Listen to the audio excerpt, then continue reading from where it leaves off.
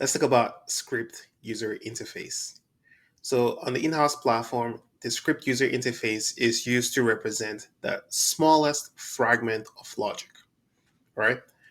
I'm currently in the in-house function builder in our tutorial demo function, right? I'm in one of my workflow steps. Now, when I click on this visual representation of logic, this user interface pops up, right? This is what we call the script user interface. This is used to represent or to write smallest fragments of logic, right? What do we mean by this? As you can see, Sam is basically just a text, right? And if we wanted to, write a number, we could just say 5 and close it. And then we have 5, right? If you wanted to say 5 times 5, we could basically chain uh, another script user interface and use the add and chain another one, changes to a number, and there you have it. I have 5 plus 5. So basically, this is some logic that equals to 10. And then this is possible because we have our script user interface that we use to write some scripting expressions. And here we have chained our expressions to create some logic, right? So that's basically what this script user interface is. So let's close this out. So let's dive into some of the features and the rich features of the script user interface. So the goal of it is to basically enable people to write logic at on a very, very uh, high level and on a very, very low level. So you have your big blocks of functions, and you're able to drive your logic down to like the fragments. It's like the tiniest fragments, and that's kind of the whole point. This makes it possible for people to write logic that you probably would not be able to write in other no code low code systems, right? Especially the no code systems, right? One of the key things to note is at the bottom here we have types. So we have booleans.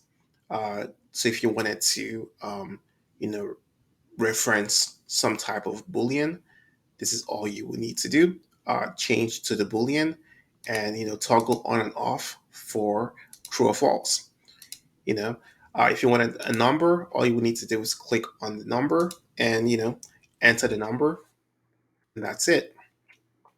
Um, the text comes with a caveat. The text is somewhat different. With the text, when you start to type, you begin to get options. So if I said, request, I begin to get options. And these options are going to be two types: parameters and variables, right? Uh, so if I were to say US, I get the variable username, I get the parameter user, I get the parameter user agents. So basically, the text works in two ways. If you just simply typed username and that was it, and you closed it out, it's username string. But if you select username the variable and close it out, then it's gonna be a reference of the username variable, right? The variable named username, right? That's kind of how the text works. It's used, if you can hover over this, it'll tell you that, hey, it's used for declaring string literals, parameters, and variables.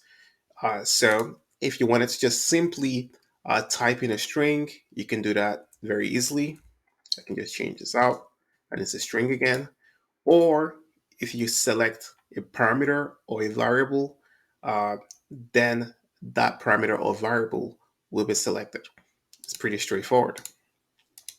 All right, so let's go over to the next one. This is objects and arrays. So here you can visually build an object or visually build an array, right? Without writing any code. So here, when you switch over to the object option, All right, you get this option, this object builder. If you want it to be an array, you can easily switch to an array and it becomes an array builder. But the concepts are the same. Now, using the plus and delete buttons, you can basically build your object. So, I'm going to just click on plus and I'm just going to say this is user, or yeah, I would say let's just say first name,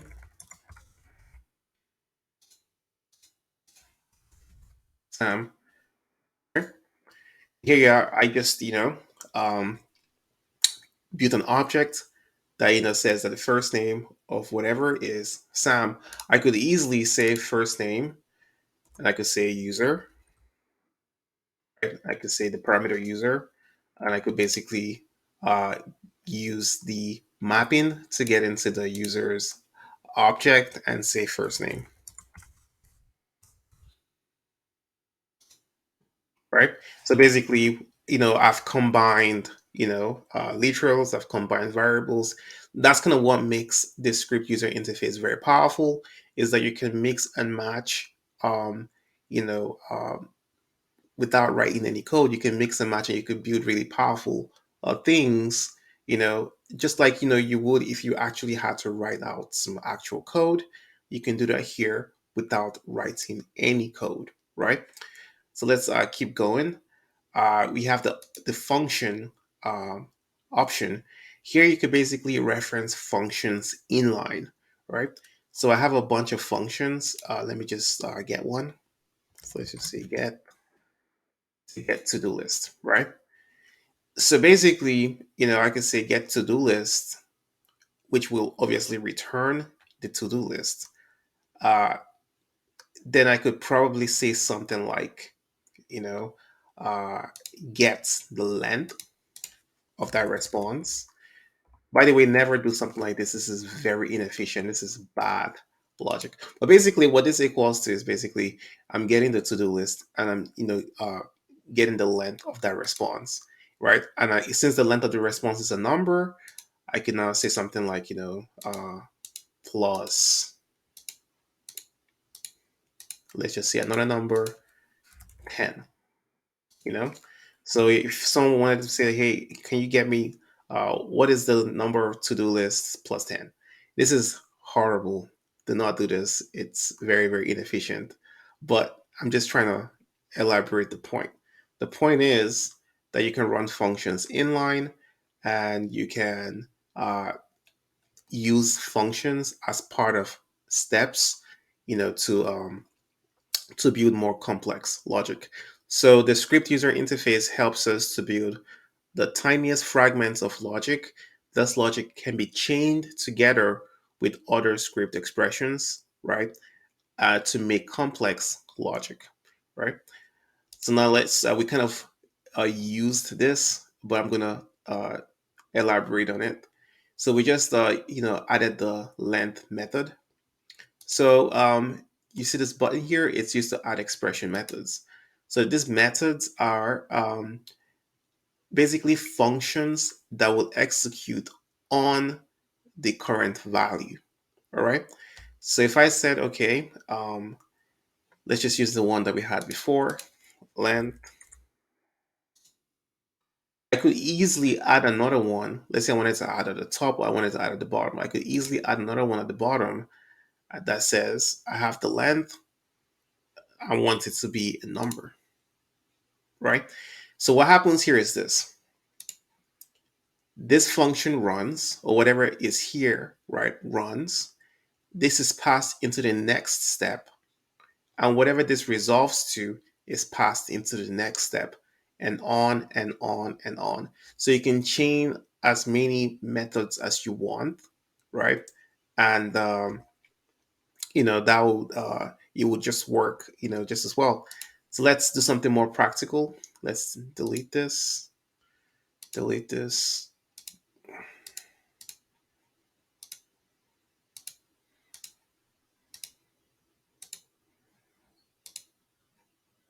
All right. So let's say we wanted to, so we had a date. I'm just going to use today's date. So 5 31, 2022. So I can say, okay, I want to wrap this in a date constructor. I can use my new date constructor method. By the way, the methods are, just so that we can point that out, the methods are derived from JavaScript. So in here, you would find all JavaScript methods plus a few custom methods. So it's all the JavaScript methods plus a few methods that are not derived from JavaScript but are very functional methods. An example of a non-JavaScript method that you might find here is is email, right? Is email. This is not a JavaScript method. This is a custom function uh, that basically determines if the previous value or the current value is an actual email or not, right? So in the expression methods, you're going to find very, very, very valuable functions that you can use and attach to your logic. That way, you don't have to write everything, or you don't have to do some more complex logic writing. There are some really, really nice handy functions that you can find here. So here I have a new date, and if I wanted to convert this date to like a timestamp, I could easily just click on here, or I could click here or here, wherever I want to do, and I could basically use the get time. Basically, what I've just done here is, passed in this string into my date constructor, which is the new date, and then I pass this into the get time function, which is going to convert back to uh, uh, milliseconds. And you can always look at the description of a method to understand how that method works. If you find a method, the chances are that this is most likely a JavaScript method. And in that case, you might want to look at the JavaScript API documentation to get some more information, some more detailed information about said method. But you are covered in the sense that we have just about everything you can find uh, with regards to JavaScript methods here. Now, finally, this is probably going to be get a lot of people excited. You can actually write code on the in-house no-code platform. So if no-code is not your thing, right? If you are a coder and no-code is not your thing, you're covered as well, right? So here I just have like these 3 steps, and I had to do a few things to get here. I could easily just do this. Click on the code. I just remove this, and I could just say new date. Is that in there? Get time. That's that. Unclosed string. Okay. Use that. Right. All right. I think we're fine. So I've done the exact same thing here, and you see I've accomplished the exact same result. And now the beauty is that I could still attach no code methods to this as well. So I can say, I want to, let's say, raise to, let's use power. Let's say I want to raise to the power of something else. I want to raise to the power of 2. Basically, I have taken some actual code and I basically attached it to a method using no code. So you can mix and match. And let's say I want to, you know, um, let's say add this to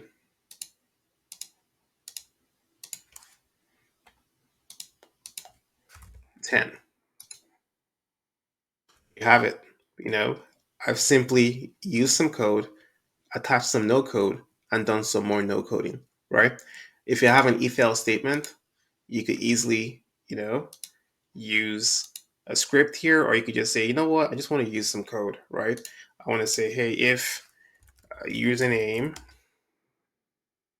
equals to Sam, right? Or you could say,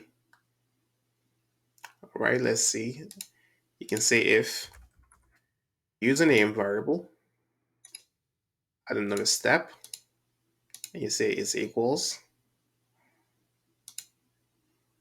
add another step, and you could just say Sam. The exact same thing. Here I've done this with no code, and in the other in the previous example, I did it with code. So basically, you get to see what the script user interface is. It's basically the tiniest fragment of logic that you can use as a standalone or chained to basically get very custom logic. So there is no limitations, there is no blocks, there's no predefined logic. You know, you use this to really get what you want done. And that's the beauty of script user interfaces. All right, and we're going to be using script user interfaces across the platform, in the app builder, in the function builder, across every single function type. um, so it's going to be one of the most important concepts to understand. All right, I'll see you in the next video. Thanks for watching.